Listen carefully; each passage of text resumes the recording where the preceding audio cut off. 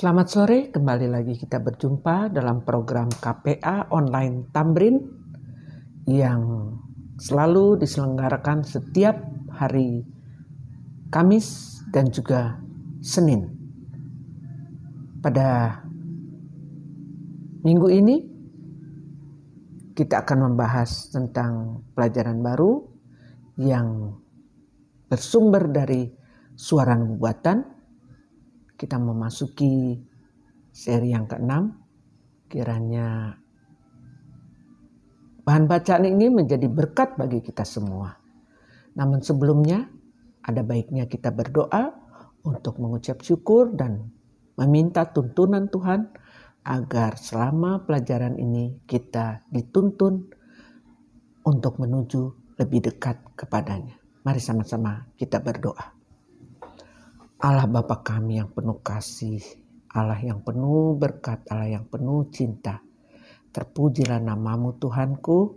Pada petang hari ini kami akan mengupas tentang firman-Mu. Tuntun kami agar semua itu menjadi berkat bagi kemuliaan namamu. Diberkatilah mereka yang mengikuti program ini, kiranya selalu mendapat kekuatan di setiap kelemahan yang mereka rasakan di dalam kehidupan ini. Terpujilah namamu Tuhan, di dalam nama Yesus kami berdoa dan mengucap syukur. Amin. Jembatan menuju kehidupan yang memuaskan. Mereka telah menemukan tulang belulangnya di sisi tempat perlindungan di sebuah pulau terpencil di Atlantik Tengah. Seorang pelaut yang tidak dikenal membuat buku harian yang rinci selama 4 bulan. Ia telah berangkat dari pulau Ascension dengan kapal Belanda pada tahun 1725. Karena kejahatan yang tidak diungkapkan. Segera ia harus minum darah penyu untuk menghilangkan rasa haus yang mendesak. Penderitaan tubuh lelaki ini sangat berat. Tetapi penderitaan yang lebih besar yang tertulis di dalam buku hariannya adalah perasaan bersalah yang menguasainya. Ia menuliskan kata-kata seperti ini. Taring apakah yang dirasakan manusia fana yang meninggalkan jalan kebenaran? Dengan suka hati menambahkan jumlah orang yang terkutuk. Keterasingan pelaut ini di pulau yang sepi disebabkan karena perpisahannya dengan Tuhan. Inilah yang ternyata tidak tertahankan pada akhirnya. Manusia telah bergumul dengan keterasingan di dalam hatinya sejak Adam dan Hawa bersembunyi terhadap Tuhan Allah di antara pohon-pohonan dalam taman. Setelah mereka memakan buah terlarang, tertulis pada Kejadian 3 ayat 8. Perasaan aneh yang baru karena malu, bersalah, dan takut memaksa pasangan manusia pertama ini melarikan diri ketika Tuhan datang dan memanggil mereka. Sayangnya, perasaan tersebut adalah sangat kita kenal. Apakah yang menyebabkan perpisahan antara kita dengan Tuhan? Yang merupakan pemisah antara kamu dan Allahmu adalah kejahatanmu. Dan yang membuat dia menyembunyikan diri terhadap kamu. Yesaya 59 ayat 2. Kecuali disebutkan khusus. Semua ayat Alkitab di dalam panduan Discover ini diambil dari Alkitab berbahasa Indonesia terjemahan baru. Yang diterbitkan oleh Lembaga Alkitab Indonesia.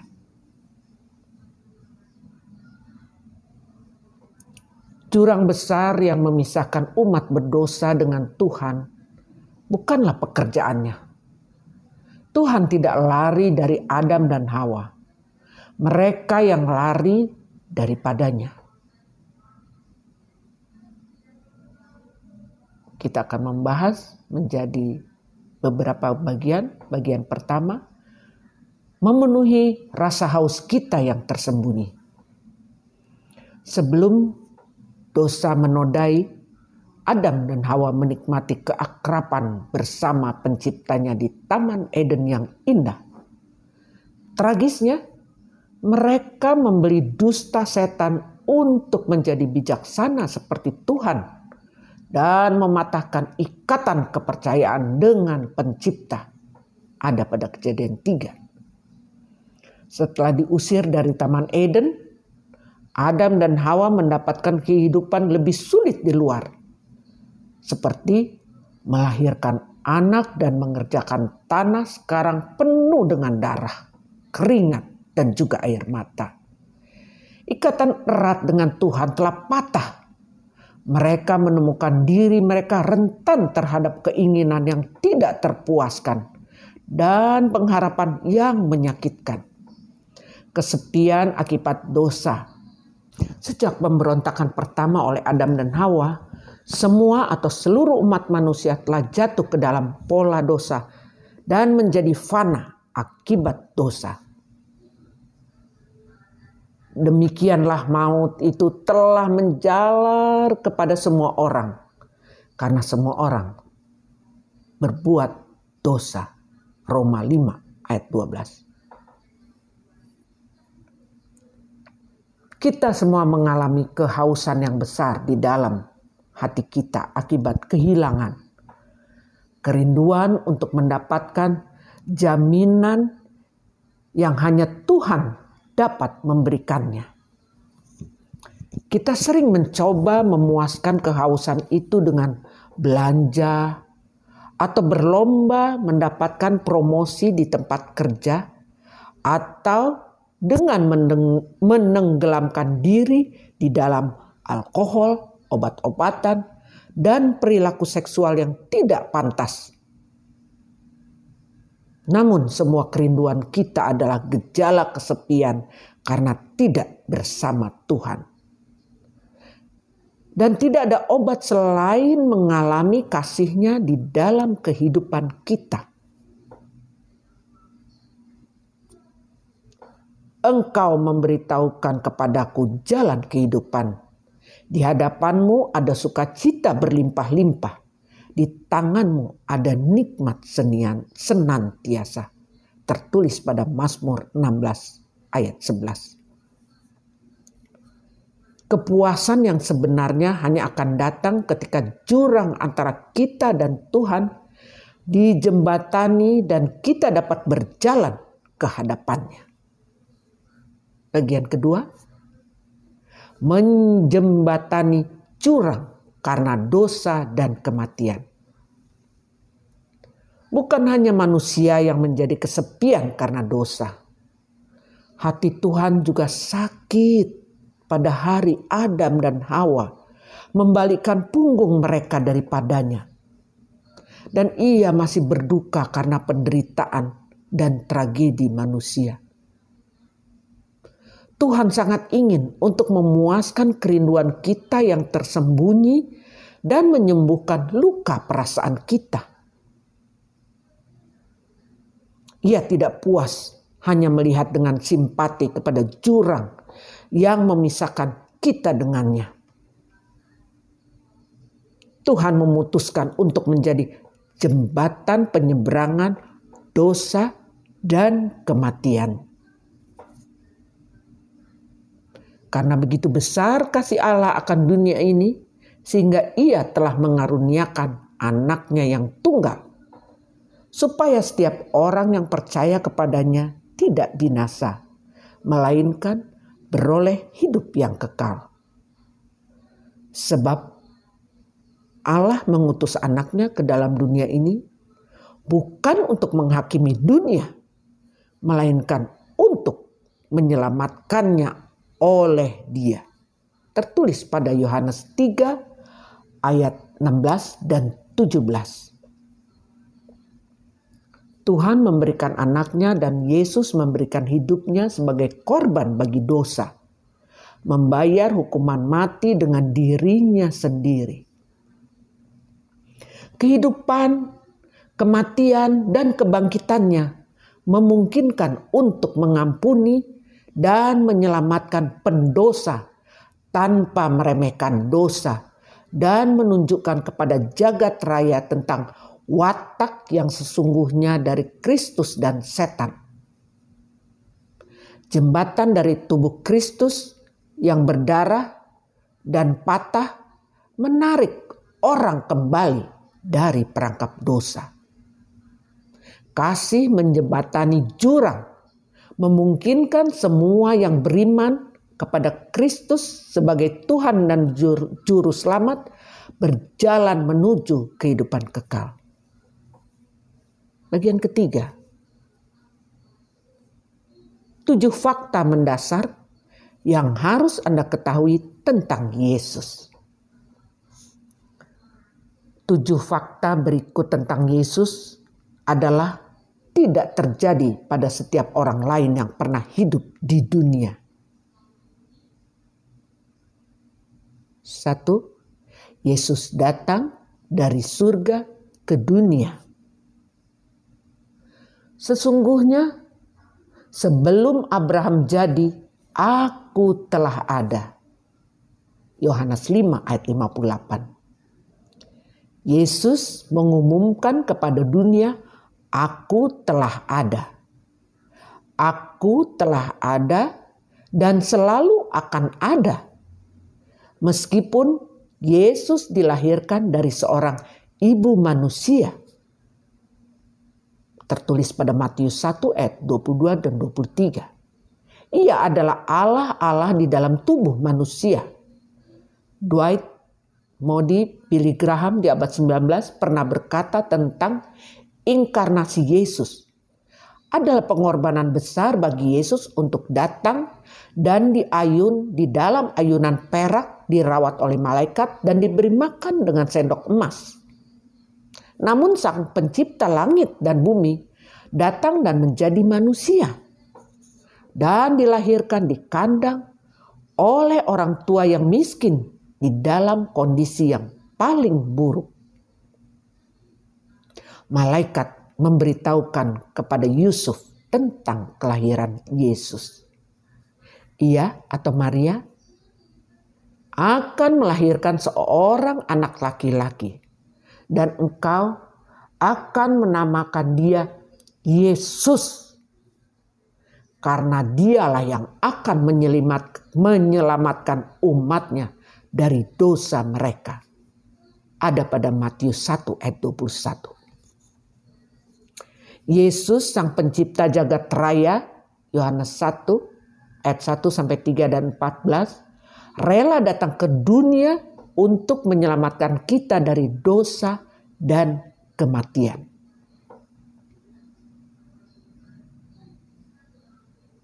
Di bagian 2, Yesus menjalani kehidupan tanpa dosa. Yesus anak Allah telah dicobai, hanya tidak berbuat dosa. Ibrani 4 ayat 14 dan 15.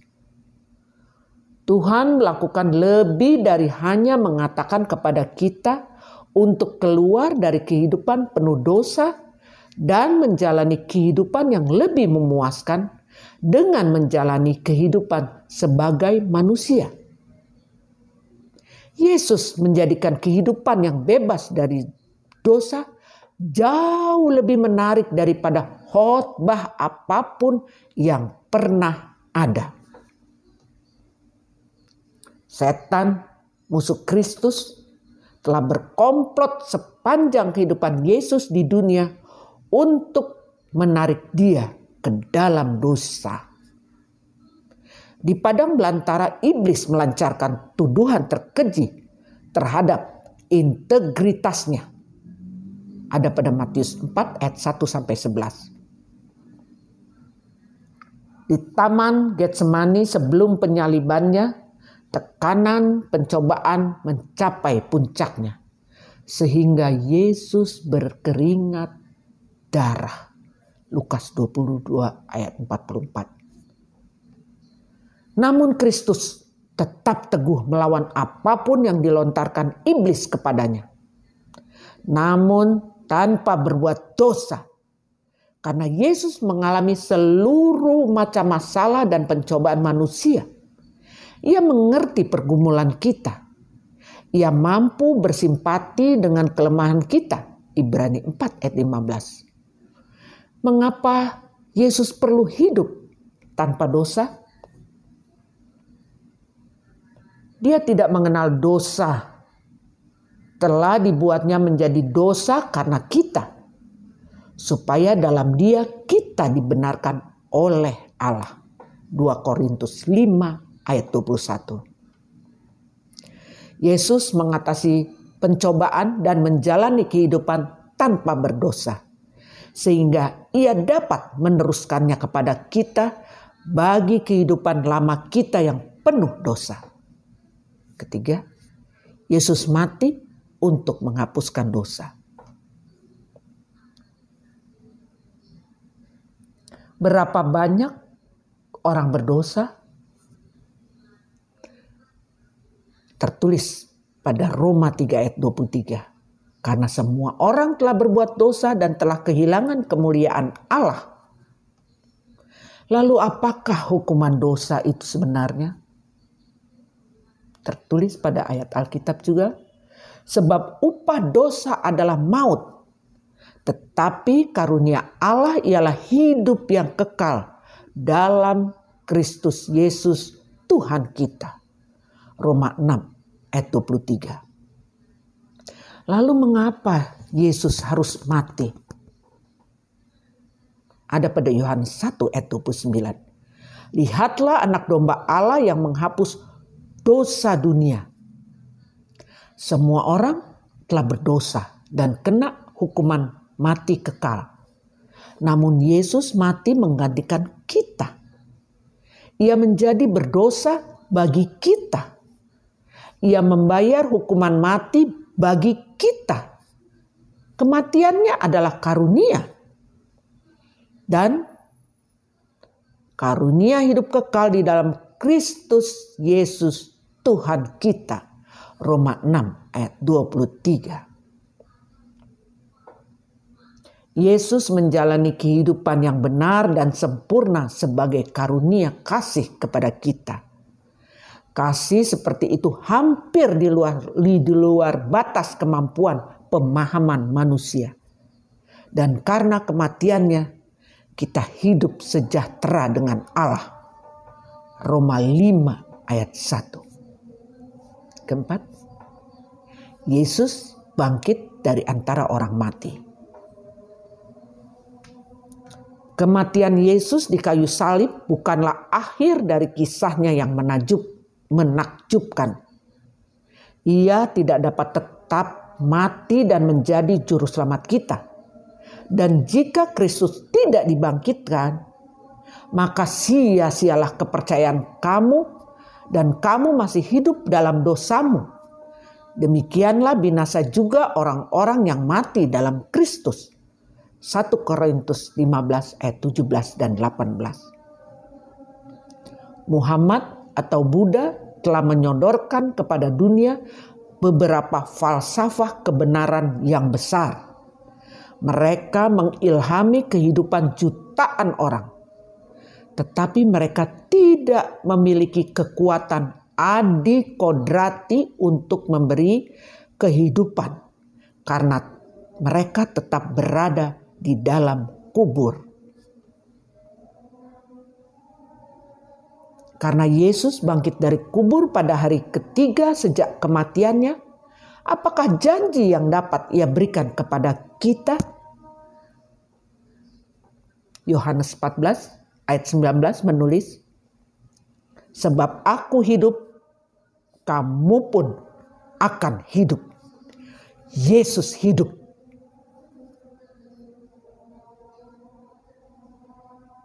Karena Ia memiliki kuasa atas kematian. Ia dapat menyelamatkan kita dari kematian dan memberi kita kehidupan yang berlimpah dan kekal. Ia akan hidup di dalam hati kita jika kita mengundangnya. Kristus yang telah bangkit untuk memenuhi kebutuhan kita hari ini. Dan ketahuilah, aku menyertaimu senantiasa sampai akhir zaman. Ada pada Matius 28 ayat 20. Pria dan wanita di seluruh dunia menceritakan kisah bagaimana Kristus telah menyelamatkan mereka dari ketergantungan yang terburuk dan trauma emosional yang terdalam. Salah satu bekas murid kami menulis kata-kata ucapan terima kasih di dalam salah satu lembar jawabannya. Saya dulu adalah pecandu alkohol. Suatu hari ketika saya mabuk, saya melihat sebuah kartu diselokan yang mengiklankan kursus Alkitab Anda. Saya ambil kartu itu, mengisinya, dan menerima pengetahuan pertama yang benar tentang Kristus. Segera setelah mengikuti kursus, saya menyerahkan hati saya kepada Tuhan dan saya kehilangan selera terhadap whisky. Ketika Yesus menguasai kehidupan pria ini, sebuah kuasa baru memberikan kemampuan untuk mengalahkan ketergantungannya. Karena Kristus adalah juru selamat yang telah bangkit. Ia dapat menyelamatkan semua yang datang meminta pertolongan kepadanya. Bagian 5. Yesus naik ke surga sebelum Yesus kembali kepada Bapa setelah kebangkitannya. Kisah 1 ayat 9. Ia berjanji kepada muridnya, janganlah gelisah hatimu. Percayalah kepada Allah. Percayalah juga kepadaku. Di rumah Bapakku ada banyak tempat tinggal. Sebab aku pergi ke situ untuk menyediakan tempat bagimu. Aku datang kembali dan membawa kamu ke tempatku, di tempat di mana aku berada. Yohanes 14 ayat 1-3. Bagian ke-6, Yesus melayani sebagai imam surgawi. Yesus secara terus-menerus menyiapkan tempat bagi kita di surga. Itulah sebabnya maka dalam segala hal ia harus disamakan dengan saudara-saudaranya, supaya ia menjadi imam besar yang menaruh belas kasihan dan yang setia kepada Allah untuk mendamaikan dosa seluruh bangsa. Sebab oleh karena ia sendiri telah menderita karena pencobaan, maka ia dapat menolong mereka yang dicobai. Ibrani 2 ayat 17-18. Yesus datang ke dalam dunia untuk membayar dosa manusia dan menyelamatkan kita dari penderitaan akibat perbudakan dosa. Ia mati untuk menyelamatkan kita, sehingga akhirnya ia dapat menghapus sebab dosa, penderitaan, dan kematian dengan cara menghancurkan iblis. Yesus sebagai imam besar kita disamakan dengan saudara-saudaranya. Dan ia sekarang hadir di hadapan Bapa demi kita sebagai perantara. Yesus yang sama yang memberkati anak-anak, mengembalikan nama perempuan yang tertangkap berzina, dan mengampuni pencuri yang sekarat di kayu salib.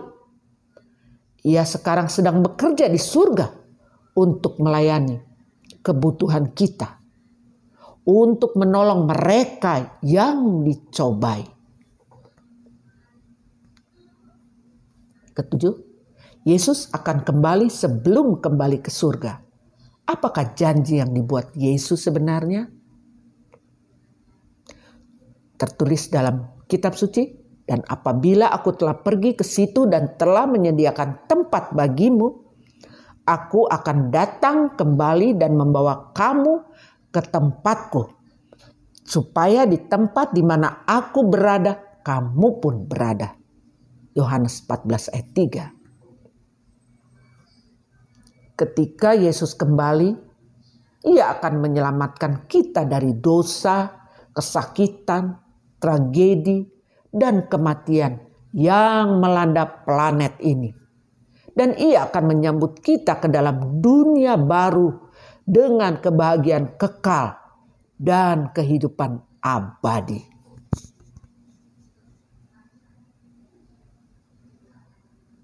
Kasih yang tak berkesudahan.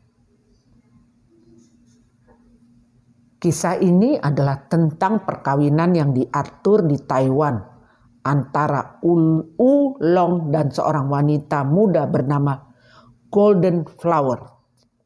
Ketika Ulong mengangkat tirai penutup wajah pengantin setelah upacara pernikahan, ia terkejut dan jijik. Wajah wanita bopeng bekas cacar. Setelah itu Ulong tidak mau tahu lagi tentang istrinya. Istrinya berusaha keras membuatnya senang. Ia bekerja keras di rumah, berharap agar suaminya akan menerima dia pada akhirnya. Namun sang suami tetap tidak acuh dan dingin terhadap semua ungkapan perhatiannya. Setelah 12 tahun dalam pernikahan ini, Ulong mulai kehilangan penglihatan di kedua matanya. Dokter mengatakan ia akan buta total jika ia tidak melakukan transplantasi kornea. Akan tetapi operasi ini mahal dan ada daftar tunggu yang panjang. Golden Flower mulai bekerja lembur pada malam hari, membuat topi jerami untuk mendapatkan uang tambahan. Suatu hari Ulong diberitahu bahwa ada kornea seseorang yang tersedia setelah kecelakaan. Ia segera ke rumah sakit untuk menjalani operasi. Setelah sembuh, ia dengan segan memutuskan kembali untuk menemui istrinya. Sehingga ia dapat berterima kasih karena telah mengumpulkan uang.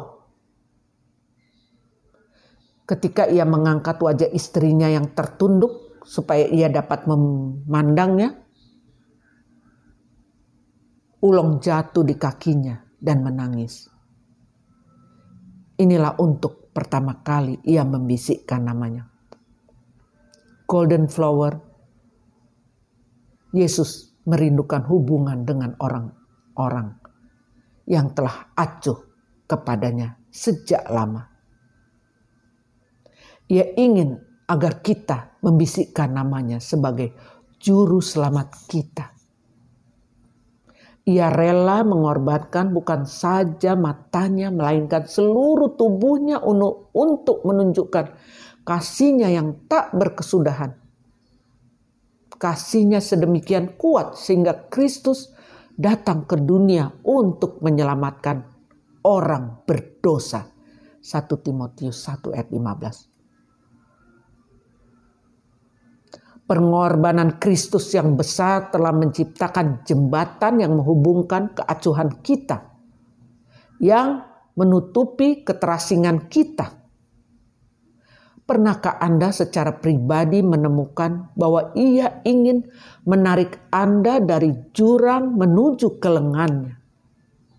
Maukah Anda menanggapi dan berdoa, Yesus, saya mengasihi Engkau. Terima kasih atas pengorbananmu yang besar. Masuklah ke dalam hatiku dan selamatkan saya sekarang. Selamatkan saya sepenuhnya. Selamatkan saya sepenuhnya selamanya.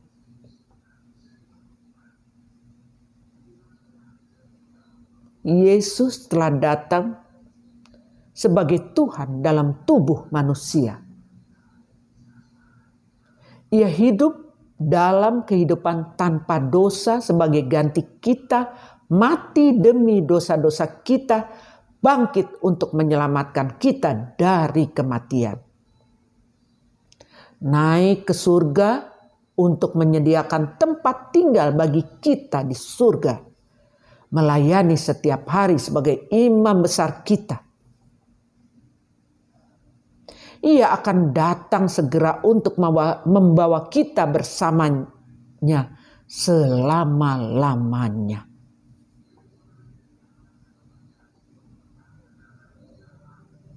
Baiklah, kita telah menyelesaikan bacaan kita petang hari ini.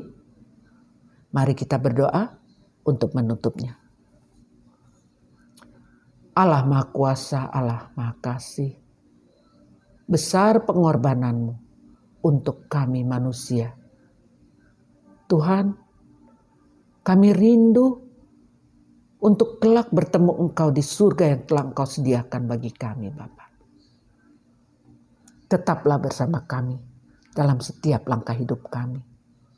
Ubahkan hati kami untuk mengerti setiap pengorbanan yang telah Engkau berikan, Bapa. Terpujilah namamu, Tuhanku. Kasih kuasa-Mu sungguh besar. Di dalam nama Yesus kami berdoa dan mengucap syukur. Amin. Baik, kita akan kembali minggu depan untuk mempelajari firman-Nya yang sungguh luar biasa bagi kehidupan kita. Kami sudahi. Selamat sore. Tuhan memberkati.